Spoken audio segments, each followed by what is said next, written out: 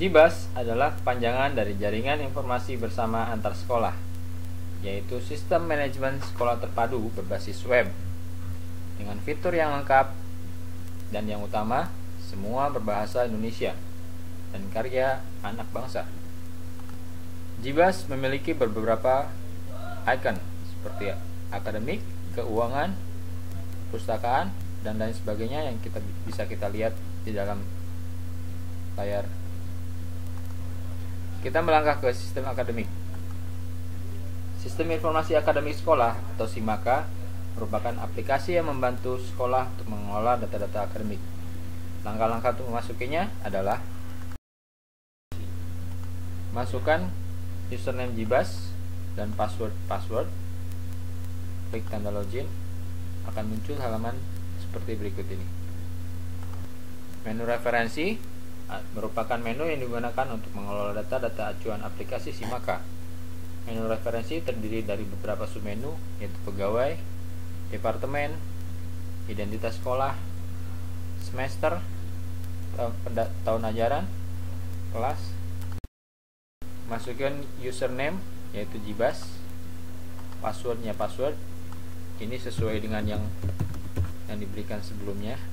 Klik tanda login, maka akan muncul halaman seperti berikut ini. Menu referensi merupakan menu yang digunakan untuk mengelola data-data acuan aplikasi SIMAKA.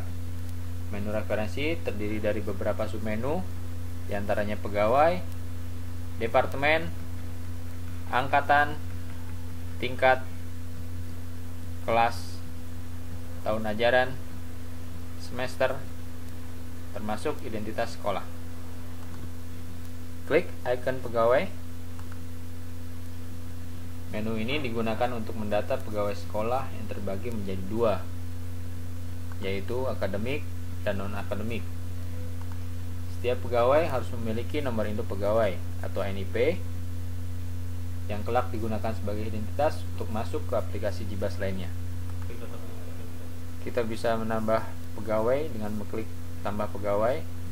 Kita bisa ngeprint, kemudian kita bisa merubah, sekaligus kita bisa menghapus data pegawai tersebut.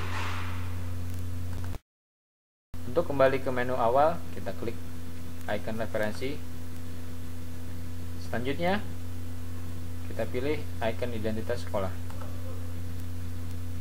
Akan muncul halaman seperti ini. Menu identitas sekolah merupakan menu yang digunakan untuk mendata identitas sekolah seperti logo sekolah, nama, dan alamat sekolah. Data identitas sekolah harus diisi karena data ini akan muncul pada setiap halaman cetak pada menu-menu yang lain.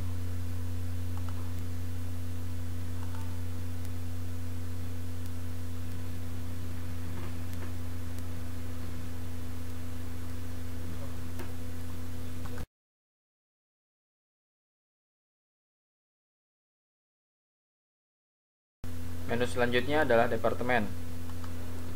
Menu ini digunakan untuk mendata departemen-departemen yang ada di sekolah. Contohnya SD, SMP, SMA. Tampilan yang sama seperti menu pegawai tadi, ada refresh, cetak, dan tambah departemen. Kita bisa menambah anggota departemen. Akan muncul form seperti ini. Atau kita bisa mengubah departemen. Akan muncul klik form seperti ini.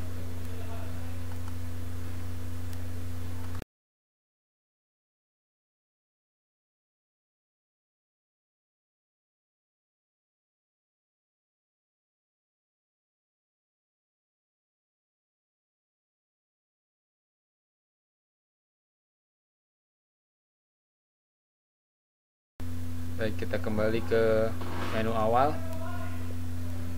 Seluruh icon yang ada di dalam menu referensi seperti angkatan, tingkat, dan lain-lainnya itu harus dibuka, diisi, karena akan berhubungan dengan icon-icon yang lain seperti PSP, guru pelajaran, dan lain-lainnya. Selain itu akan berhubungan dengan icon seperti perpustakaan, pegawai, kesiswaan, dan lain-lain. Menginjak pada icon PSP yaitu penerimaan siswa baru. Tampil halaman seperti ini. Menu ini digunakan untuk penamaan proses kegiatan PSB. Nama proses PSB ini akan digunakan pada pendaftaran calon siswa baru.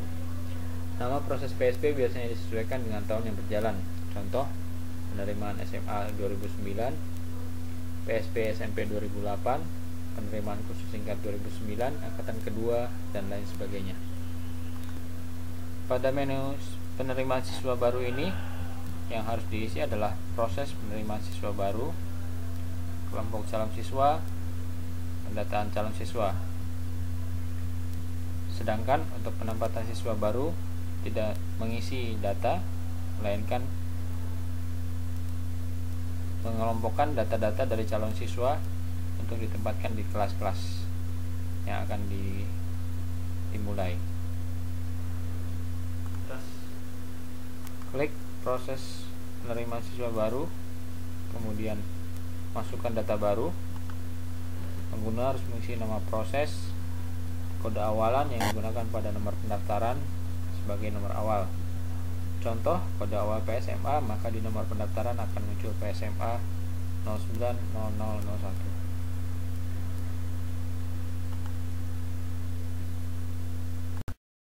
Icon berikutnya di dalam Sintaka adalah guru dan pelajaran. Akan muncul setelah PSB adalah guru dan pelajaran. Muncul halaman berikut ini, di mana ada pelajaran dan guru. Untuk pelajaran, kita masukkan pelajaran yang akan diajarkan.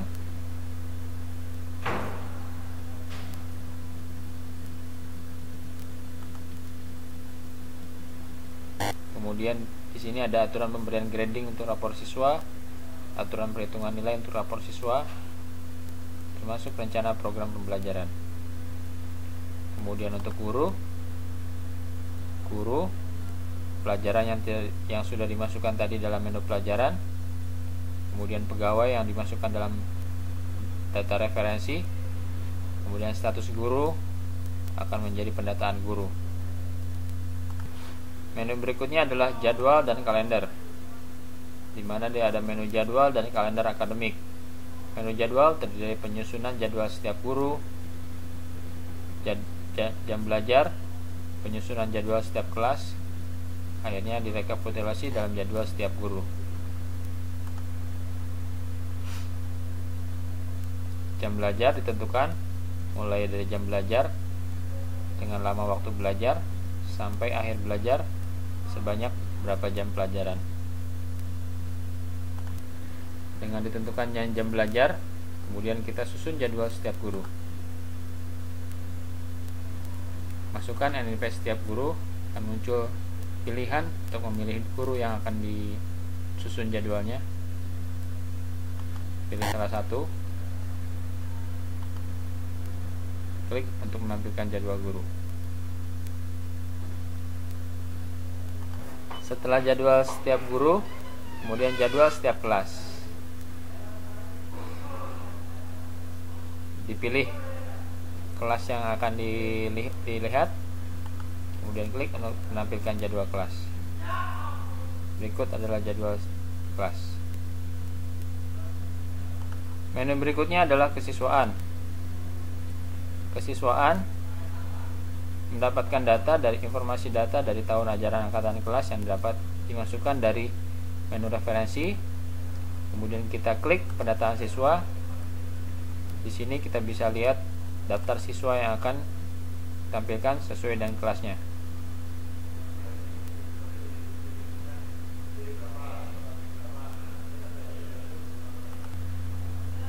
Data siswa kita bisa cari siswa yang akan dicari, kemudian ditampilkan statistik kesiswaan, kemudian menampilkan PIN siswa dan orang tua.